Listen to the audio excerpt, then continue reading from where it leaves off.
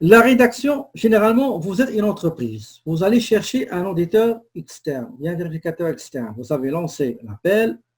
Il y a pas mal de cabinets qui ont répondu à votre appel. Vous avez sélectionné une de ces firmes. Ben, vous allez discuter avec cette firme ou bien ce vérificateur externe. Il faut qu'il vous envoie une lettre qui va expliquer pas mal de choses entourant la mission de la vérification externe.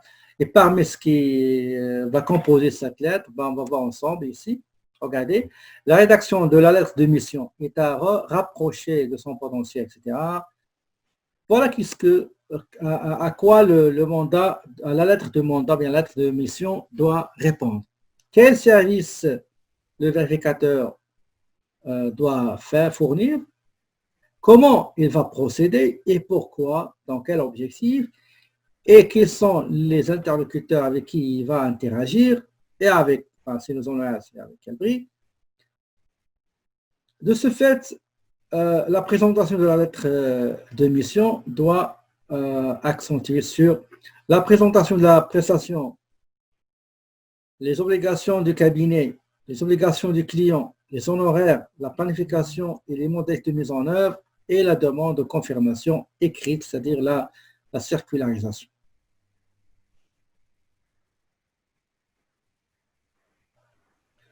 Teneur de la lettre de mission relative à l'audit. Il y a description des projets de la mission, la description des échantillonnages des états financiers qu'il va prendre. Est-ce que c'est 3 ans, 4 ans, 2 ans? Stipulation concernant l'utilisation des normes d'audit acceptables. Il faut que le vérificateur, il faut qu'il énonce quelles sont les normes qu'il va utiliser et respecter, bien sûr. Accès aux livres, toute documentation essentielle, cruciale, nécessaire au bon déroulement et à la bonne réalisation de la mission de la vérification externe, il faut qu'il soit mise à la disposition du vérificateur externe. Il y a la durée du mandat. Le mandat, ça va prendre combien? 1 année, 2 ans? Est-ce que c'est une année renouvelable par tacite reconduction ou bien il faut attendre la décision du conseil? Ben, je vais être très bref. Aujourd'hui, on est en 2020. Je suis vérificateur externe. Vous êtes vérificateur externe. OK. Vous êtes vérificateur externe et moi, je suis une entreprise. J'ai lancé un appel pour recevoir des offres des auditeurs. J'ai vérifié, j'ai trié, j'ai évalué et je vous ai sélectionné. Vous êtes le vérificateur externe qui va prendre en charge de vérifier mes états financiers. Quand vous allez m'envoyer la liste des documents à vous préparer, vous allez demander les rapports des vérificateurs externes des années précédentes. Parce qu'aujourd'hui, je suis en 2020, je vais juste vérifier 2019. Et vous allez me fournir ces rapports. Il est obligatoirement, il est hautement recommandé, et tous les vérificateurs externes, ils le font sans exception, ils vont jeter un coup d'œil sur ces rapports antérieurs, les rapports de vérification d'externe, d'un vérificateur externe des années précédentes, et il faut que je prenne en considération qu'est-ce qu'ils ont dit dans le rapport, surtout le rapport de 2018. D'accord? Vous avez compris? Merci. Merci, Sina. C'est bon. Parce que dans n'importe quel rapport, qu'est-ce qu'on a? On a les états financiers, on a la méthodologie de travail, on a comment le contrôle interne il a été évalué, il a été sondé, quelles sont les faiblesses de mon contrôle interne, quelles sont les forces de mon système de contrôle interne, quelles sont les recommandations formulées, quelles sont les actions formulées, quelles sont les actions et les recommandations que le vérificateur a proposées, a suggérées pour corriger les dysfonctionnements, les irrégularités, les anomalies. Ça va beaucoup m'aider en tant que vérificateur en 2020 qui va vérifier l'exercice 2019. Il me sera très bénéfique de tirer profit des recommandations des anciens vérificateurs.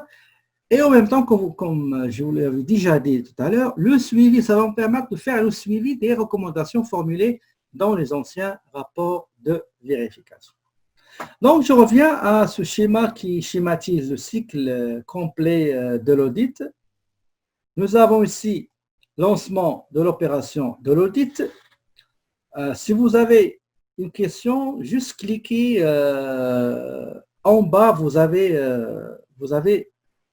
une image de la main, là où il y a lever la main. Vous cliquez sur lever la main, il est en bleu et j'aurai le plaisir de vous donner le micro pour poser votre question.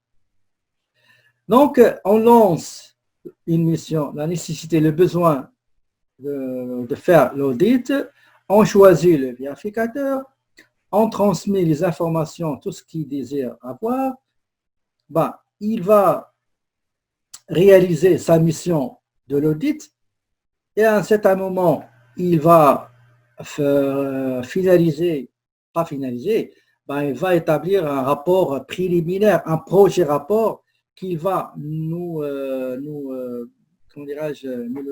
transmettre ce rapport. Et supposons que vous êtes une entreprise, moi je suis vérificateur, j'ai terminé la mission de vérification externe, je vais préparer ce rapport-là, ok, mais ça va être écrit ici rapport provisoire, rapport intérimaire, rapport brouillon, rapport temporaire, ok. Il n'est pas le définitif. Je vais vous l'envoyer et vous allez convoquer les gens qui sont concernés par les anomalies et les recommandations formulées dans nos rapports. Ce rapport-là, il n'a pas d'opinion. Hein.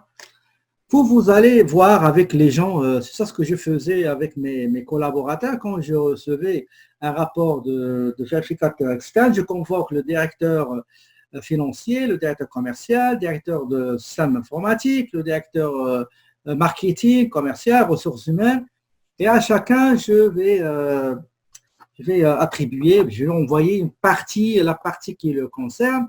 Il va travailler sur cette partie-là, il va dire, écoutez, cette recommandation, cette anomalie, c'est pas vrai, ils n'ont pas compris ça, c'est une recommandation, c'est une anomalie qui est vraie, etc.